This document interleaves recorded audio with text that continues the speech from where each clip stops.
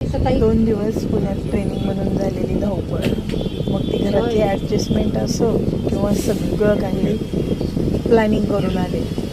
आणि त्याच्यामध्ये पण मैत्रिणीकडे एक दिवस अगोदर राहायला यायचं म्हणून रविवारी झालेली धावपळ. रविवारी सकाळी निघता दुपार झाली, भर उन्हाची निघाले, संध्याकाळी पोचायला 5 वाजले, म्हणजे जेवणासाठी सकाळचं पहिलं 5 वाजले.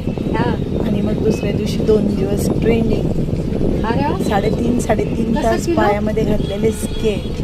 अक्षरशः ट्रेनिंग संपल्यानंतर आंबेगाव ते कात्रज, कात्रज ते स्वारगेट ते वाकडेवाडी, पळत अजून पकडलेली जागा. आणि त्याच्यानंतर शिवाई गाडी बुक केली. आणि सगळ्यात आनंदाची गोष्ट म्हणजे बघा, या आरामदायी पद्धतीने आत्ता करत असलेला प्रवास.